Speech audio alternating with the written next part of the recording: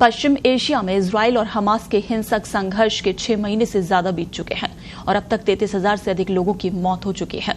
और ताजा घटनाक्रम में लेबनान की तरफ से हिजबुल्लाह ने उत्तरी इजराइल पर दर्जनों मिसाइलें दागी हैं। लेबनान को कथित तौर पर ईरान का समर्थन हासिल है। ताजा घटनाक्रम में इजरायली सेना यानी IDF ने कहा कि शुक्रवार आधी रात के बाद लेबनान से उत्तरी इजराइल की तरफ लगभग 40 रॉकेट दागे गए। टाइम्स ऑफ इजराइल की रिपोर्ट के मुताबिक हमलों को आयरन डोम एंटी मिसाइल सिस्टम की मदद से नाकाम कर दिया गया।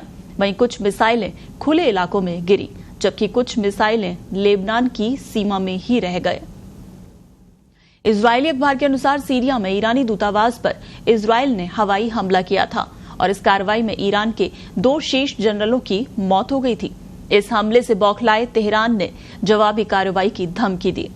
अमेरिकी अधिकारियों के हवाले से आई मीडिया रिपोर्ट्स में ये दावा किया गया कि ईरान शुक्रवार और शनिवार की दरमियानी रात इजराइल पर हमला कर सकता है और वैसा ही हुआ। हिजबुल्लाह ने कई मिसाइलें दागी हैं।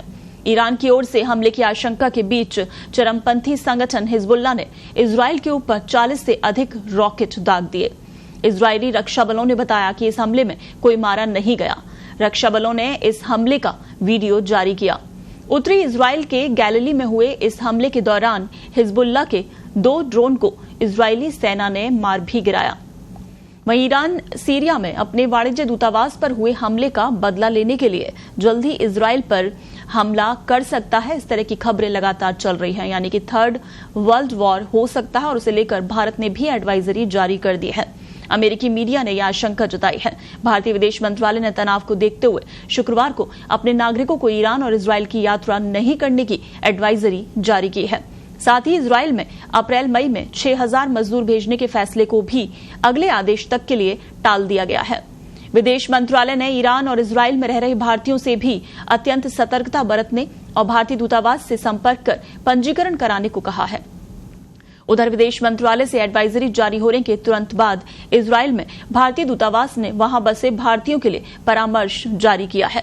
इसमें मौजूदा हालात में अनावश्यक यात्रा टालने व सुरक्षा दिशा निर्देशों का पालन करने को कहा गया है। दूतावास ने नागरिकों के पंजीकरण के लिए लिंक जारी किया है।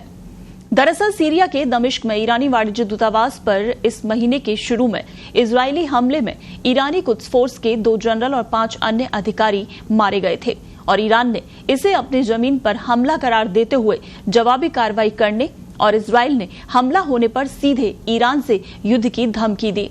अमेरिका ने भी खतरे को देखते हुए अपने नागरिकों को ऐसी ही एडवाइजरी जारी की है। अमेरिका ने अपने लोगों से यात्रा से बचने, दिशा निर्देशों का पालन करने और जरूरत पड़ने पर दूतावास में संपर्क करने को कहा है। मिसाइल या ड्रोन से हमला कर सकता है ईरान। अमेरिका और पश्चिम एशिया के कई मीडिया समूहों ने यह अनुमान जताया है कि ईरान इजराइल पर मिसाइल या फिर ड्रोन से हमला कर सकता है और ये हमला उसी तरह का हो सकता है जैसा ईरान ने जनवरी 2020 में अपने जनरल कासिम सुलेमानी की हत्या के बाद अमेरिका के अल असद एयरबेस पर बैलिस्टिक मिसाइलों से किया था।